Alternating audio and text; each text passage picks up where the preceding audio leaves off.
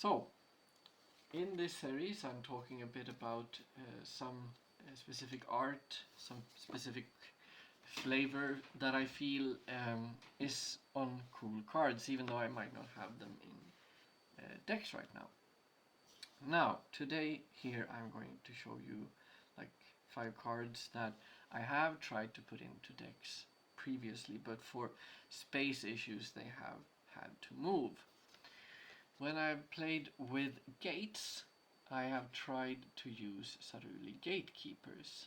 It's not a surprisingly powerful card in any way, but it's mechanically proper.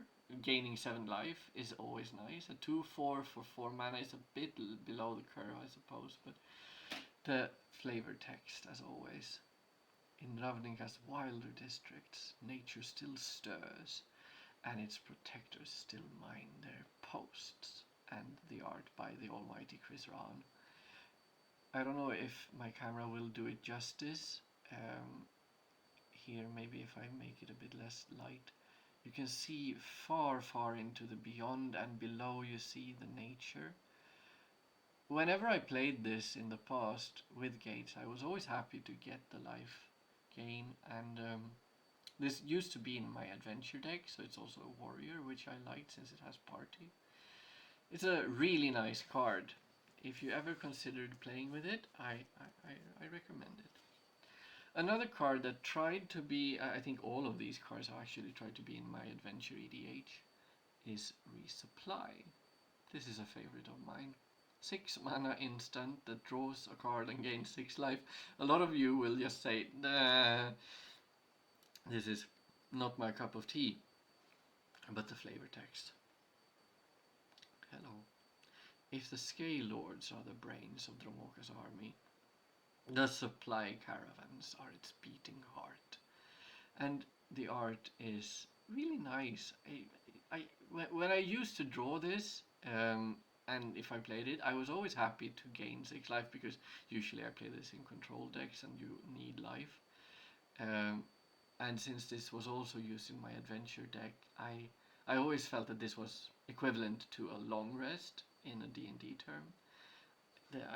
I really love this card. Moving on, this is the card Yoraga Visionary, which has really cool depth in its art. You can see that this brave elf is leaving the elf town to move out on some kind of adventure. And since this was also in my adventure deck in the past, I liked that it was a wizard, so it would hit on party, and it drew a card and the flavor text. If you only follow where the paths lead, you merely go where others have gone before you. I really like this card. I'm a bit sad that I don't fit it in anymore. Maybe it can come in the future. That would really make me happy. So, another one of the honorary mentions for the adventure deck, again with party, the rogue. It doesn't have party, but it builds to party. It comes in and rummages, which I like on the rogues, because they shouldn't really draw as efficiently as the wizards or other classes, but the flavor text. And also art by Slavomir Vanyak. I think he's really good. You may call... No, they should do it in a Viashino voice.